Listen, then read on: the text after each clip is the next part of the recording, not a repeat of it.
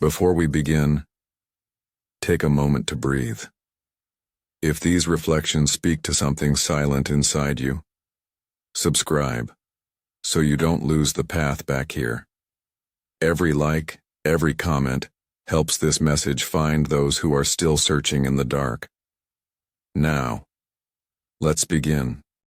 Carl Jung's most striking revelation was never limited to empathy itself. The true breakthrough lay in the inner migration that emotionally sensitive people must undertake, a movement from wounded fragility toward a form of strength that does not imitate aggression, but emerges from depth, clarity, and a confrontation with their own unconscious material. He observed throughout his clinical work that this transformation either fractures a person entirely or uncovers a psychological resilience they never imagined they possessed. What modern psychology might label a sensitivity transformation, Jung understood as a deeper pattern. Some highly attuned individuals remain imprisoned in cycles of victimhood and self-sabotage, while others begin the arduous task of integrating the shadow and gradually become centered, lucid, and inwardly fortified. To Jung, this was not simply recovery. It was the activation of what he associated with the ancient figure of the wounded healer. Those capable of profound feeling also carry the inherent possibility of transmuting their suffering into discernment, compassion, and inner authority. If they choose awareness instead of identification with their pain. When such individuals finally stop defining themselves by their wounds and turn instead toward the unconscious sources of those wounds, their evolution does not proceed by incremental improvement. Jung described it as a kind of psychic alchemy, a restructuring of the inner world where previously split-off parts of the psyche begin to return to the center.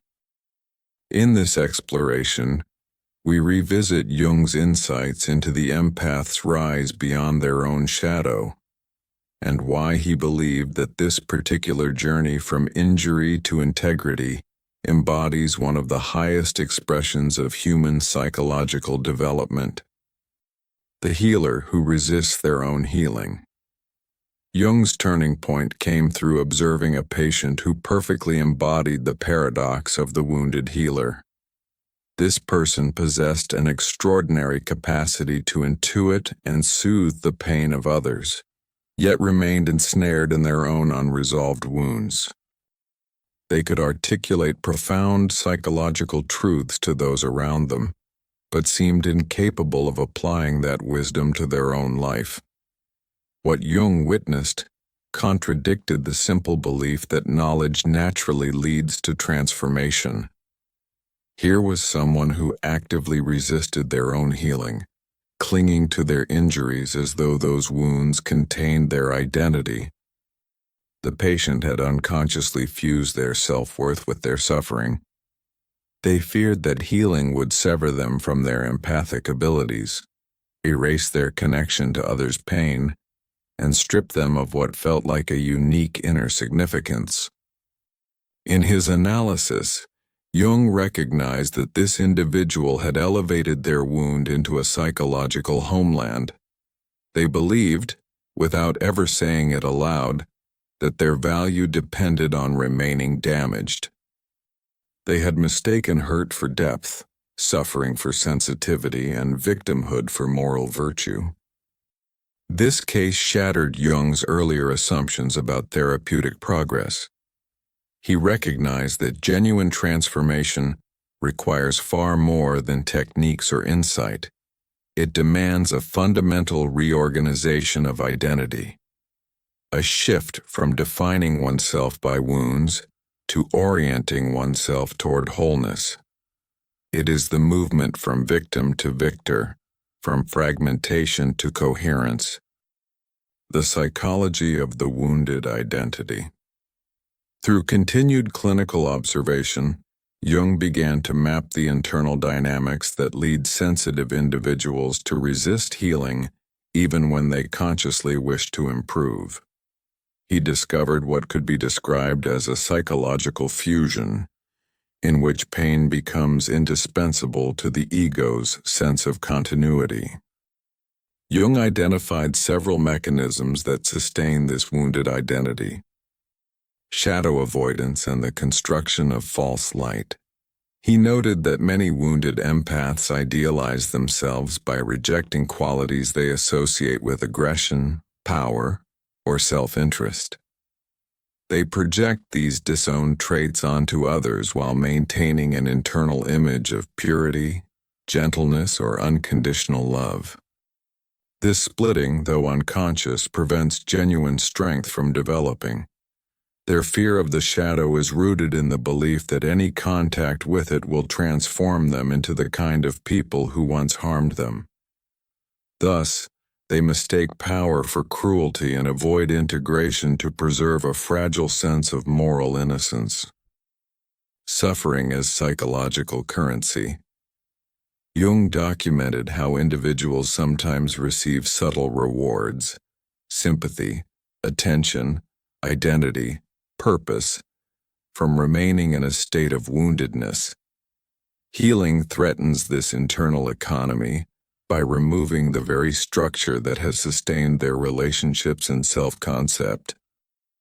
Some empaths even compete through suffering, using their wounds as a measure of depth or moral significance rather than raw material for growth. Pain becomes a credential instead of a catalyst. Identity, fear, and resistance to transformation. Jung discovered that many empaths experience a profound terror when imagining life beyond their familiar suffering. Their sense of self, social roles, and emotional bonds have all been organized around their pain. The idea of healing evokes existential anxiety because it requires relinquishing the known wounded identity in exchange for an unknown but more authentic self. Jung realized that psychological evolution often feels threatening, not because the new is destructive, but because the old identity clings to survival. The seduction of powerlessness. Perhaps most troubling to Jung was observing how a sense of helplessness can become psychologically addictive. For some sensitive individuals, powerlessness provides unconscious advantages: escape from responsibility, protection from failure, and a justification for avoiding difficult changes. Remaining wounded becomes a shield against the demands of authentic living. While empowerment requires courage, victimhood asks only for continued suffering. Jung also documented how this powerless posture can subtly influence others through guilt or solicitations of rescue. He called this an inverted form of power, a way of exerting influence through weakness rather than strength. At its most distorted, woundedness becomes a badge of moral superiority. The individual believes that suffering elevates them, making them spiritually or emotionally more aware than others. This creates a narcissism of pain, where wounds inflate the ego rather than dissolve it. Many empaths avoid developing strength because they fear that any assertion of power will turn them into the very figures who once caused them harm. They do not realize that unconscious weakness can enable far more damage than conscious strength ever would. Jung emphasized repeatedly that recognizing these dynamics is not about self-judgment, but about uncovering the unconscious forces that obstruct genuine empowerment and psychological maturity. If you've ever sensed an attachment to your own pain, whisper to yourself, "I am more than my wounds." The 4 stages of empathic evolution. Through decades of observation, Jung identified several developmental stages that emotionally attuned individuals pass through on their path, from wounded fragility to an inner strength grounded in consciousness. Stage 1. The unconscious absorber. At this initial stage, sensitivity is experienced solely as burden. These individuals take in emotional material from their environment as if they had no psychic skin. They are overwhelmed not because they are weak, but because they have not yet learned to differentiate between their inner world and the projections of others. Jung noted that these empaths often attract circumstances that confirm their belief in their own helplessness. He described this as pain magnetism, a psychological pattern where unresolved wounds draw in situations that reinforce a victim identity. Their turning point begins when they recognize that sensitivity is not punishment, but information, a signal pointing toward inner work and the development of boundaries and self-awareness. Stage 2. The wounded helper. Here, empaths begin using their pain as a tool to assist others, yet remain unable to heal themselves. They become insightful guides for people around them while silently carrying their own unresolved wounds. Jung observed that wounded helpers often fear that healing themselves will sever their ability to feel compassion or perceive the suffering of others. They mistakenly believe their wounds are the source of their empathy, rather than recognizing that true empathy expands when one's own inner fragmentation begins to resolve. The shift occurs when they understand that healing themselves does not diminish their capacity to serve. It strengthens it. Stage 3. The shadow integrator. At this stage, individuals begin to reclaim psychological aspects they previously rejected. Anger, ambition, self-assertion, desire, even their capacity for confrontation. This phase feels threatening because it challenges the self-image of purity or self-sacrifice that wounded empaths often maintain. Shadow integrators frequently feel guilt when asserting needs or setting boundaries, imagining that such actions make them cruel or selfish. They must learn to distinguish between healthy assertiveness and harmful aggression. Transformation accelerates when they realize that owning their shadow makes them more balanced, more available, and paradoxically, more genuinely empathic, because they no longer project their disowned traits onto others. Stage 4. The integrated warrior. This is the culmination of Jung's empathic evolution model. Here, sensitivity and strength are no longer opposites. They coexist, each refining the other. Integrated warriors possess what Jung called conscious empathy, a sensitivity grounded in awareness rather than enmeshment. They can feel deeply without losing themselves, help without collapsing, and remain compassionate without abandoning their own needs. These individuals naturally embody leadership, not through dominance but through presence, integrity, and psychological coherence. To Jung, they were living examples that sensitivity, when integrated, becomes a source of profound power rather than vulnerability. The dangerous territory of transformation. Jung emphasized that the journey from wound to strength is among the most perilous paths in human development. Several psychological hazards threaten to derail the process before integration can occur. The crisis of identity dissolution. Jung noted that questioning one's wounded identity can trigger a kind of psychological death anxiety. For empaths whose entire sense of self has been shaped by pain, the possibility of healing can feel like annihilation rather than liberation.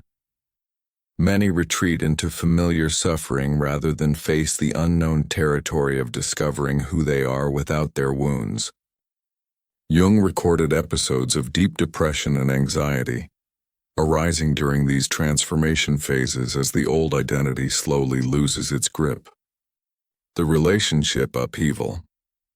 When an empath begins healing, It disrupts the psychological equilibrium of the relationships built around their wounded patterns. Family members, friends, or partners who unconsciously relied on the empath's self-sacrifice may resist or sabotage the transformation. Jung noted that those accustomed to taking advantage of the empath's emotional availability often react with hostility or manipulation when boundaries begin to emerge. This relational turbulence can create painful isolation precisely when support is most essential. The terror of the shadow. Jung warned that confronting repressed material can overwhelm sensitive individuals unprepared for the intensity of their own anger, desire, or ambition. Integrating the shadow often feels like corruption, as though one is becoming similar to the very figures who inflicted past harm. Without guidance, many empaths retreat from their shadow instead of integrating it consciously. The spiritual bypass illusion. Jung observed that many sensitive individuals attempt to transcend their wounds using spirituality instead of confronting their psychological material directly. Love and light philosophies, positive thinking, and premature forgiveness often serve as ways to avoid the necessary descent into the underworld of the psyche. Without integrating the shadow, these strategies collapse under emotional strain, leaving the individual stuck in the same wounded patterns behind a spiritual facade. The inflation trap. As empaths begin healing, some develop a sense of grandiosity, believing they have achieved a special status because of their transformation. Jung called this inflation, a psychic swelling that impedes true integration. Instead of wholeness, it recreates the same superiority dynamics that wounded them in the first place. True empowerment is grounded in humility and ongoing self-examination, not in spiritual or emotional elevation above others. To help sensitive individuals navigate the hazardous passage from wounded identity to inner authority, Jung developed several systematic methods, practices designed to prevent derailment and support authentic psychological evolution. Active engagement with the shadow. Jung insisted that empaths must consciously reclaim the psychological material they have disowned rather than projecting it onto others. This requires a deliberate willingness to explore impulses, emotions, and qualities that feel uncomfortable or forbidden. He designed specific practices including examining intense judgments of others, as these often reveal aspects of the self exiled into the unconscious, interacting with dream figures that embody rejected traits, expressing previously suppressed emotions within safe relational or therapeutic settings. The aim of this work is not to become aggressive or self-centered, but to embrace the total personality instead of identifying only with the parts deemed socially acceptable. Conscious boundary formation. Jung recognized that empaths often mistake boundaries for cruelty or emotional abandonment. He developed a framework for discerning the difference between rigid walls that prevent connection and healthy filters that protect vulnerability, while still permitting intimacy.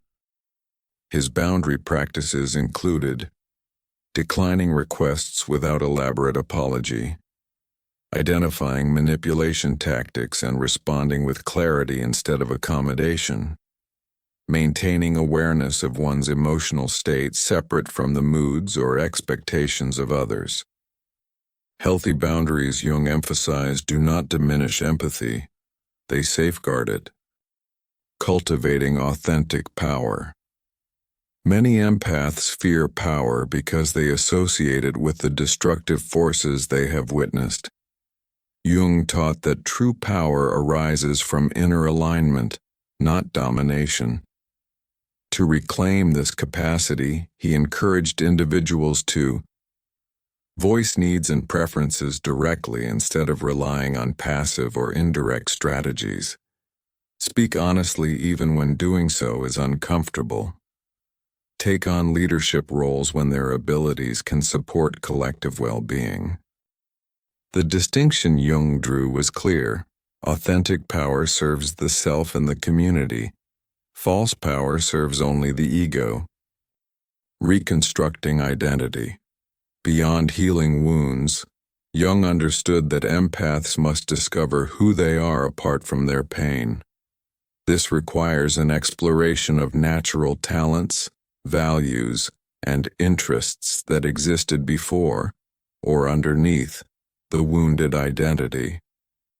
Jung encouraged individuals to reflect on aspects of self unrelated to trauma, explore how sensitivity can support creativity, service, or insight, develop a sense of purpose rooted in wholeness rather than sacrifice. When empaths learn to help others from a healed foundation instead of a wounded one, their service becomes sustainable and grounded in authenticity rather than self-erasure. Stories of transformation and stagnation. Jung's clinical observations revealed significant differences between those who completed the journey from woundedness to inner strength and those who remained caught in repeating cycles. Examples of successful integration. As a parallel, Jung often referenced individuals whose lives illustrated the principle of transforming suffering into meaning. One such figure was Viktor Frankl, who transformed profound trauma into a framework for finding purpose within adversity. Rather than remaining defined by pain, he used it as the foundation for helping others discover meaning in their own struggles.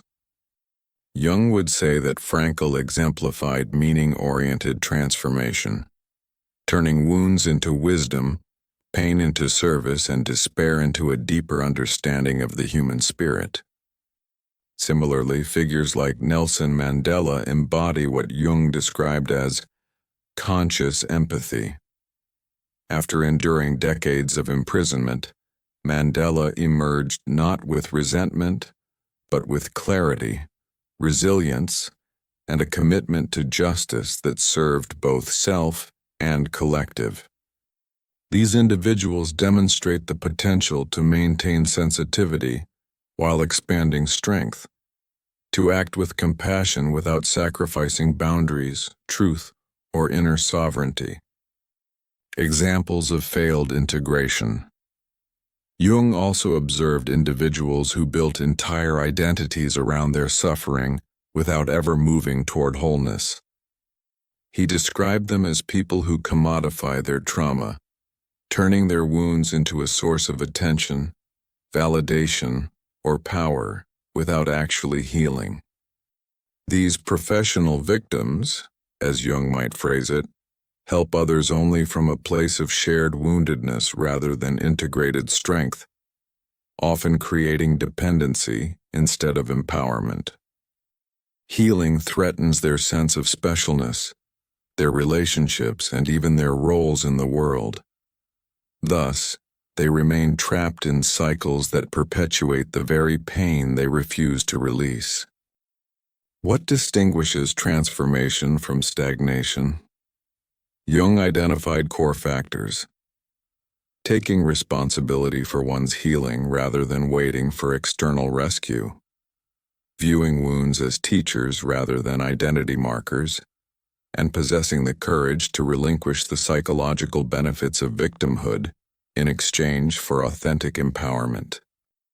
He described this courage as psychological heroism, the willingness to face uncomfortable truths and make difficult changes, even when it disrupts familiar relational patterns. Jung recognized that individuals moving from woundedness to strength require a specific kind of relational environment, one that nurtures growth instead of enabling old patterns or penalizing the development of boundaries and self-respect. Identifying growth catalysts. He observed that certain people naturally encourage the psychological evolution of sensitive individuals. These are the relationships where Personal responsibility is encouraged rather than avoided. Another person's boundaries or success is not perceived as a threat. Sensitivity is understood and respected, and authentic power is not misinterpreted as aggression. Growth catalysts embody integrated empathy themselves. They are capable of offering support without indulging in drama, rescue fantasies, or emotional overdependence. Their presence affirms that transformation is both possible and sustainable. Avoiding wound-bonding relationships. Jung warned extensively about connections formed primarily through shared trauma or mutual victimhood.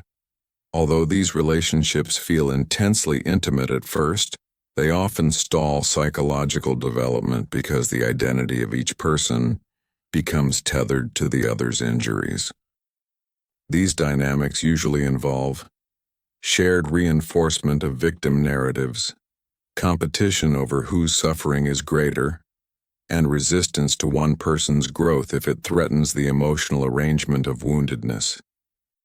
Healthy relationships, Jung emphasized, support the unfolding of each person's individuality instead of demanding stagnation for the sake of familiarity. Creating communities of transformation. Jung advocated for environments that honor both vulnerability and strength, places where psychological growth is normalized and emotional evolution is supported rather than feared.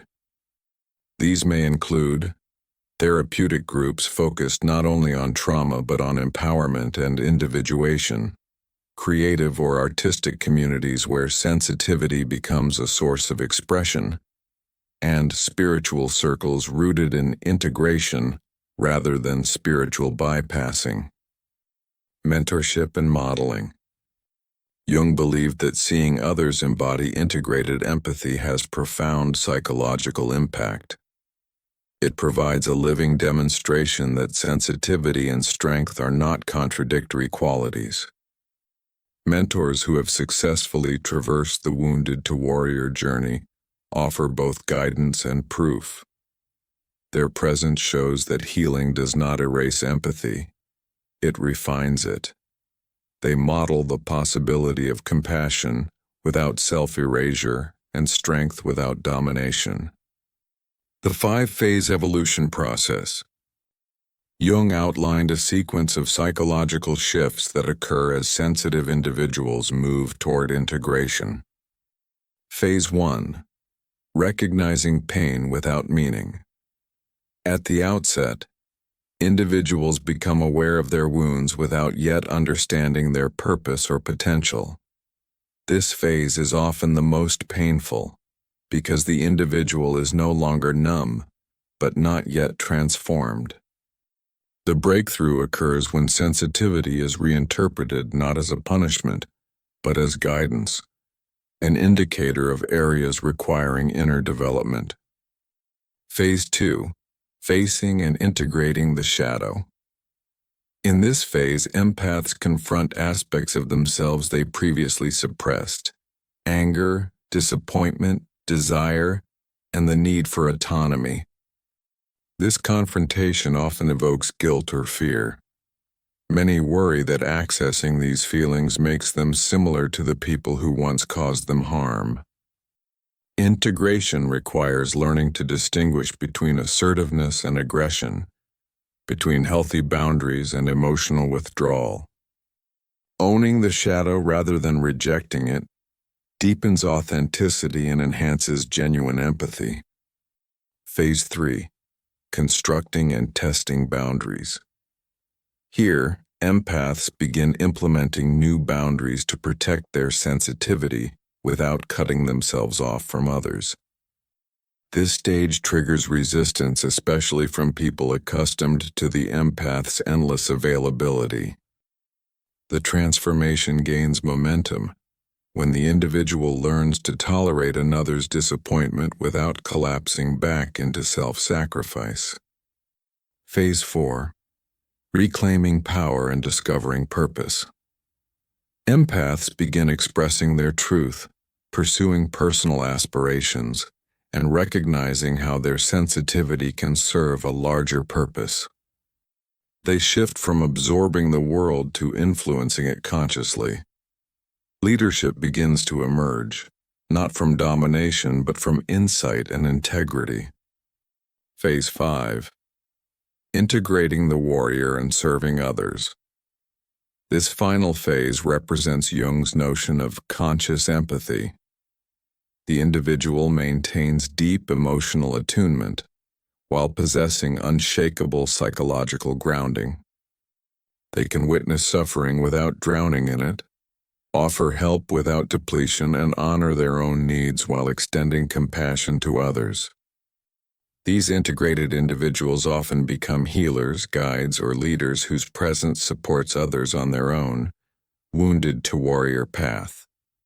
If you are learning to turn your wounds into wisdom rather than identity, remind yourself, my pain is becoming my insight. Common derailments in the integration process. Jung identified several patterns that repeatedly interrupt the movement from wounded identity toward integrated strength. These detours create the illusion of progress while subtly reinforcing the very dynamics that keep a person stuck in victimhood or fragmentation. The spiritual bypass escape. Jung frequently warned that many sensitive individuals attempt to leap over the uncomfortable phases of psychological work by embracing transcendence too quickly. They turn to meditation, positive affirmations, or ideals of compassion as a substitute for confronting their unconscious material. This creates what Jung referred to as a false ascent, a veneer of spiritual calm over unprocessed wounds. When real stress arises, the facade collapses, revealing that the underlying patterns remain untouched. True spiritual growth requires descending into the psyche and engaging with the shadow, rather than attempting to outrun it through idealism. On the swing from victim to aggressor, Jung observed that some empaths overcorrect when they first begin reclaiming their power. After years of powerlessness, they may shift into defensiveness, hostility, or emotional domination. This reaction is not genuine empowerment, but a temporary armor built from unresolved anger and fear. The individual is protected yet also closed off, strong but unable to connect. Jung emphasized the importance of cultivating conscious strength, power that protects without attacking, that asserts without humiliating, that includes both compassion and boundary. The healing superiority distortion. Another derailment Jung identified involves individuals who develop a sense of spiritual or emotional elitism when they begin healing. They start to view themselves as more evolved than those still struggling with their wounds. This dynamic recreates the same hierarchy that wounded them originally, but in reverse. Authentic integration requires humility, recognizing that growth is a lifelong path and that no one is exempt from shadow work. The isolation safety trap. Sensitive individuals often withdraw completely during transformation, believing that solitude is the safest path, while periods of aloneness are essential for inner work. Jung warned that total isolation prevents the practice of new relational skills and can become a psychological cage. Avoiding people becomes a substitute for learning how to navigate healthy connection. Transformation requires returning to relationships with awareness, boundaries, and internal grounding. The collective role of the integrated empath. Jung believed that individuals who successfully complete the wounded to warrior journey serve a crucial function in the evolution of culture and consciousness, filling the emotional gap of the age. He noted that societies often oscillate between emotional repression and emotional chaos, lacking examples of people who embody both empathy and strength. Integrated empaths become these missing figures, living models of psychological balance. Transforming relationship dynamics. Jung emphasized that healed empaths redefine the meaning of relationship. Their presence demonstrates that connection does not require self-abandonment and that boundaries deepen rather than diminish intimacy. They bring clarity, honesty, and mutual empowerment into relational spaces previously dominated by sacrifice, guilt, or emotional fusion. Facilitators of collective healing. Jung observed that individuals who have integrated their own shadow develop a rare capacity to hold space for the emotions of communities without being overwhelmed. During periods of cultural tension or transition, these people become stabilizing forces, guides able to navigate collective fear, grief, or uncertainty without losing themselves. Accelerators of human psychological evolution. For Jung, the empath who becomes integrated plays a symbolic role in humanity's development. They demonstrate that sensitivity and strength are not opposing forces, but complementary aspects of consciousness. Each completed wounded-to-warrior journey adds to the collective psychological inheritance of humanity, proof that wounds can become wisdom and that inner power does not require abandoning compassion. The unstoppable ascent. The empath's rise becomes unstoppable not because they eliminate their sensitivity, but because they finally integrate it. Sensitivity was never the problem. Fragmentation was. When an empath learns to honor their emotions without being consumed by them, their greatest vulnerability becomes their most reliable strength. Through Jung's lens, empathy fused with shadow integration creates resilience that cannot be undone by external circumstances or the projections of others.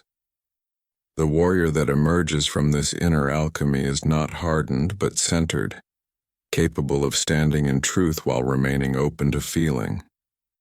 They can witness suffering without drowning in it, offer help without sacrificing themselves, and extend compassion while still honoring their own needs and boundaries. Your sensitivity is not something to escape. It is something to refine, to protect, and ultimately to embody with consciousness. Jung's work reveals that the wounded healer is humanity's most profound potential, the one who turns pain into insight, wounds into capacity, and suffering into service. The rise beyond the shadow becomes inevitable because it aligns with the psyche's natural movement toward wholeness and integration. Every step from wounded toward warrior strengthens not only your personal journey, but also the evolution of collective consciousness. If you are ready to reshape your pain into purpose and your sensitivity into inner authority, remind yourself, I choose the warrior over the wound. Your transformation is not merely personal. It contributes to the unfolding of human awareness and the emergence of authentic empowerment. Thank you for witnessing this journey. If this message resonated with you, take a moment to breathe and remember that awareness grows when it's shared. Subscribe so you don't lose your way when the next reflection arrives. Leave a like. It helps this message reach others who need to hear it but don't yet know why. And share your thoughts below, because every comment here becomes a spark. One awakened mind helping another remember. Together, we move beyond the dark.